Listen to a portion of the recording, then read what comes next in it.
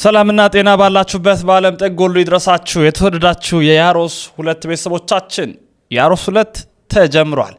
እንዴት አላችሁ? እንዴት ቆያችሁ? እንዴት ሰነበታችሁ? ሰላም እግዚአብሔር ባላችሁበት ቦታ ሁሉ ይብዛ። ላይክ እና ሼር በማድረግ ዘውትር እንደምነው መጀመር አለባችሁ። ምክንያቱም 7 ሰዓት 1 ሰዓት ምሽትና ምሽት 5 ሰዓት ኦርቶዶክሳዊ መረጃዎችን በመረጃና በማስረጃ ጭምር ደገፍ አድርገን ወደ እናንተ የምንመጣበት ያሮስ ሁለት ነው።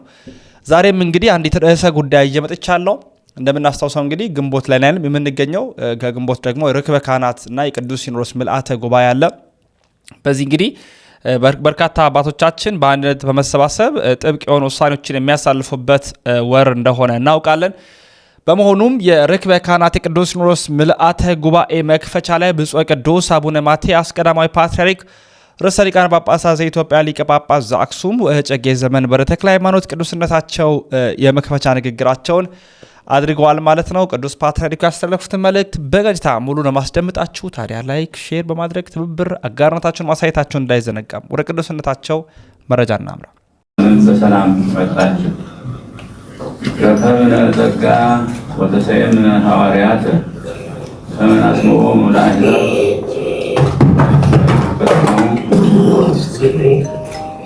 ከእምነት የሚነሳ መታዘዝ እንዲገኝ ጸጋንና ሐዋርያነትን ተቀብለናል።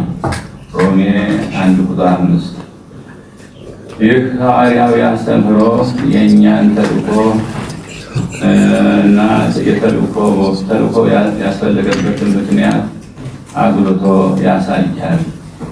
የተቀበልነው ስጦታም ምን ያህል ታላቅ እንደሆነ ምንባቡ ያስረዳል። ሐዋርያው በዚህ መልእክት የቅዱስ ወንጌልን አስተምህሮ ዋና ግብ ከእምነት የሚነሳ መታዘዝ እንደሆነ ማድረግ መታዘዝ እንዲገኝ ማድረግ ነው በማለት አስተምሮናል። እውነት ነው። ድሮውም ቢሆን እግዚአብሔር መታዘዝ አቅቶን ነው የወደቅነው። ዛሬም የምንነሳው ከእምነት የተነሳ መታዘዝን ገንዘብ ስናደርግ ነው። ከሁሉ በፊት እምነት ይቀድማል። በኋላም ደግሞ ለእምነቱ በሙሉ ልብ መታዘዝ ያስከተላል። ይህ ሲሆን መዳንና ትንሣኤ ያስገኛል። ዓለም በእግዚአብሔር እየተደረገላት ያለው ጥሪ ይኸው የመታዘዝ ጥሪ ነው።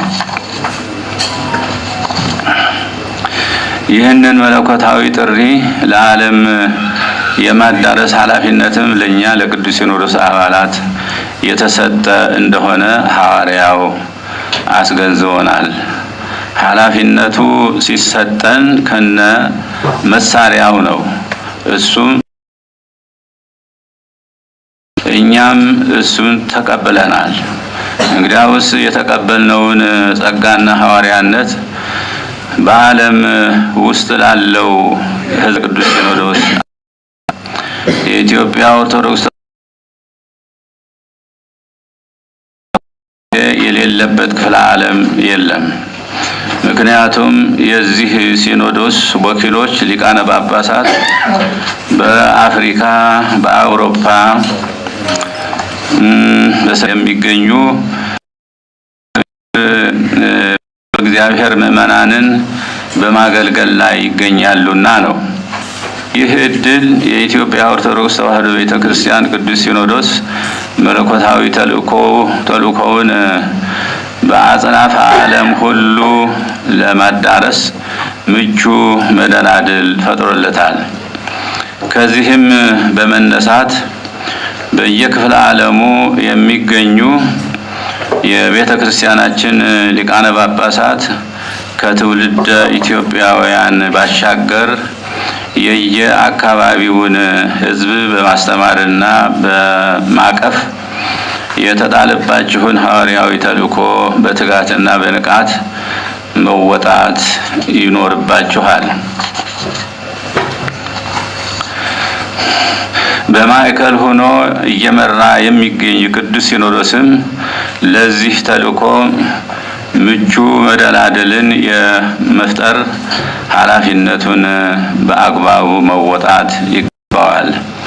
በተለይም ትምህርተ ሃይማኖትንና ቀኖና ቤተ ክርስቲያንን የተማሩና በጥልቀት የተገነዘቡ ብስለትም ያላቸው እንደዚሁም በቋንቋና በስነ ልቡና እውቀት የላቀ ሀብተ ጸጋ ያላቸውን በሐዋርያነት እያሰለጠነ በአጽናፈ ዓለም ሁሉ ሊያሰማራ ይገባል። ብፁዓን ሊቃነ ጳጳሳት፣ የቅዱስ ሲኖዶስ አባላት፣ በብሂለ አበው ፀሐይ ለመስኮትዋ ሳታበራ ወዘተ እንደሚባለው ለሌላው በብቃት መድረስ እንችል ዘንድ እኛ የቅዱስ ሲኖዶስ አባላት የሲኖዶሱ መንበር በሚገኝበት ምድረ ኢትዮጵያ ከመቼውም የተሻለ ስራ በመስራት ለእግዚአብሔር መታዘዝ፣ ሕዝቡንም ማገልገል ይገባናል። ሁላችንም እንደምንገነዘበው በሲኖዶሳችን ያልታቀፉ ብዙ ወገኖች በሀገር ውስጥ አሉን። እነዚህ ወገኖች አንዳንዶቹ በተለያዩ ምክንያት ከኛ የወጡ ናቸው። ይሁን እንጂ የሄዱት ወደ ቤታቸው እንዲመለሱ፣ ሌሎችም ወደ መንጋቸው እንዲቀላቀሉ በርትቶ መስራት የዚህ ጉባኤ ተቀዳሚ ተልእኮ ነው። ምክንያቱም ጸጋንና ሐዋርያነትን የተቀበልንበት ዋናው ምክንያት ይህንን ለማድረግ ነውና። ከዚህ አኳያ የቤተ ክርስቲያናችን ተደራሽነት በሳሳበት አካባቢ ሁሉ የተለየ ትኩረት ሰጥተን መስራትና ተጨባጭ ለውጥ ማምጣት ይኖርብናል። ብፁዓን ሊቃነ ጳጳሳት፣ የቅዱስ ሲኖዶስ አባላት፣ የኢትዮጵያ ኦርቶዶክስ ተዋሕዶ ቤተ ክርስቲያን ውሉደ ክህነትና ምእመናን የሆን ሁላችን ከሁሉ በፊት ያለንን አቅምና ብቃት በአግባቡ መገንዘብ ይኖርብናል። ለእግዚአብሔር ክብርና ምስጋና ይሁንና ለፈጣሪው በቆራጥነት የሚታዘዝ ምእመን፣ ወጣት ካህን አለን። ይህ ትልቅ ጸጋ ነው። ይህንን ጸጋ ለእግዚአብሔር መንግሥት በሚመች ሁኔታ ዝቅ ብለን ማገልገል የክብር ክብር ነው።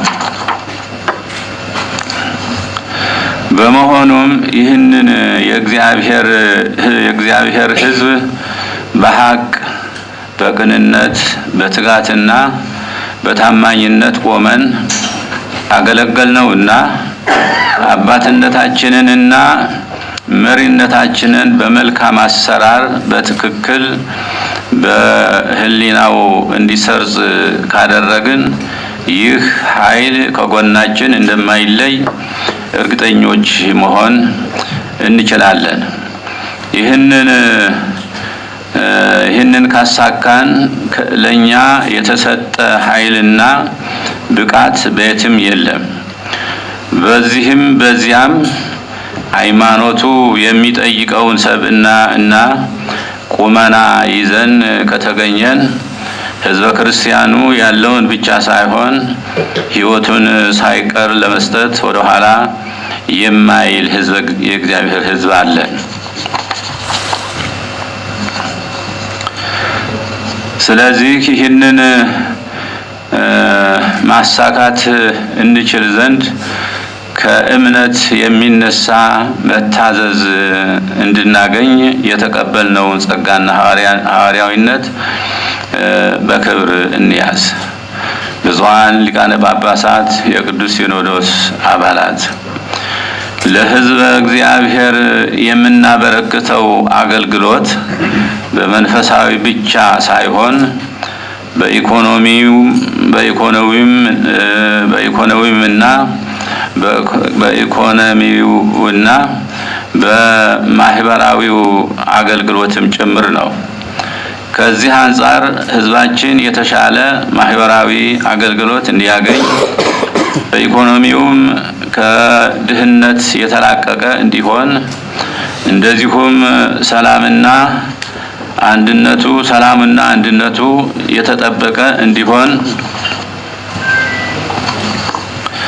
በማስተማርም በተግባር በመሳተፍም የህዝቡ መሪዎችና አርአያ ሆነን መስራት ይገባናል። በተለይም ከሰላም እጦት የተነሳ በእጅጉ እየተጎዳ ያለው ህዝባችን ሰላምና ፍትህ እንዲያገኝ በጸሎትም በትምህርትም በምክርም ተግተን መስራት አለብን። እንደሚታወቀው እንዳጋጣሚ ሆኖ የኢትዮጵያ ህዝብ ከእንግልት የተለየበት ጊዜ ብዙ እንዳልሆነ ይታወቃል።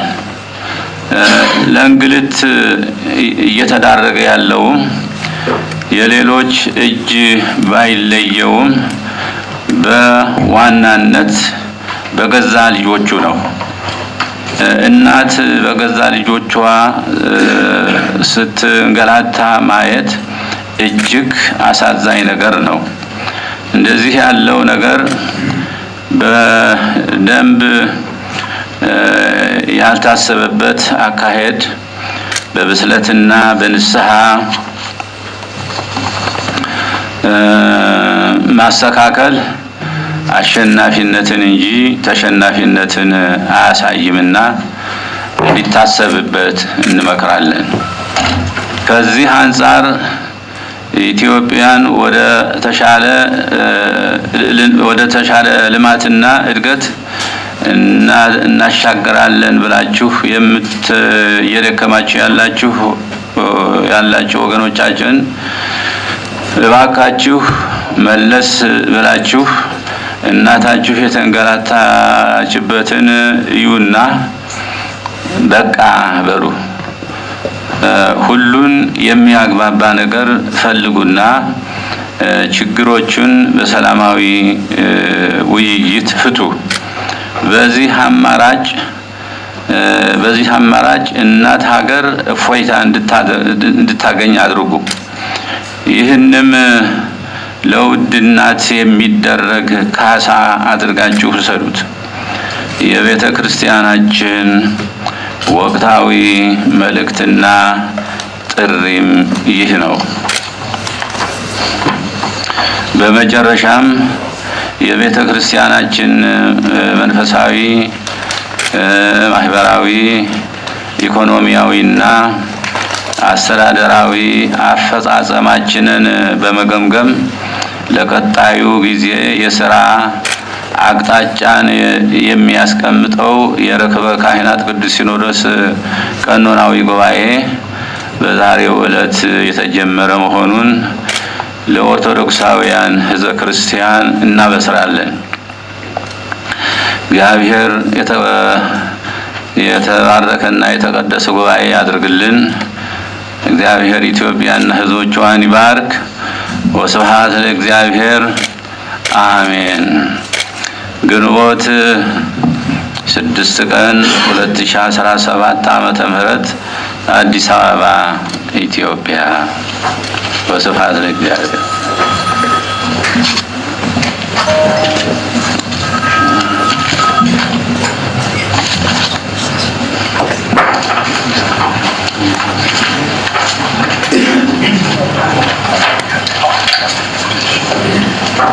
የቅዱስነታቸው በረከታቸው በሁላችን ላይ ትደር። የብፁዓን አባቶቻችን ቡራኪያቸውም አይለየን። እንግዲህ እግዚአብሔር ከፈቀደ በአቡነ ቅዱስ ሲኖዶስ ምልዓተ ጉባኤ ላይ እንደው ለቤተ ክርስቲያን የሚበጅ ጥሩ የሆነ ውሳኔ ይወሰናል ብለን እናስባለን። አባቶቻችን መልካሙን ውሳኔ ይወስኑ ዘንድ እግዚአብሔር መንፈስ ቅዱስ ይምራቸው ለማለት እንወዳለን።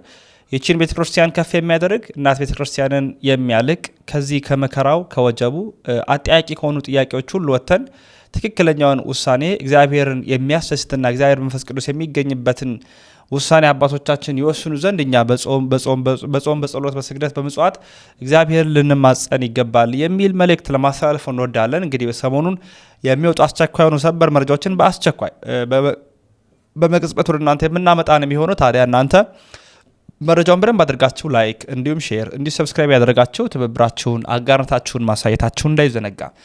እንግዲህ ያሮስ 2 ነው። ላይክ እና ሰብስክራይብ ስታደርጉ ደግሞ ብዙ ነገሮችን ታገኛላችሁ። ሰብስክራይብ ደግሞ የደወል ምልክቷን መጫናችሁንም ማስተዋላችሁ እንዳይዘነጋ ያልኩኝ ሰነባበታለሁ። ወንድማችሁ መብራቱ ነኝ። ያሮስ የእናንተም የኛ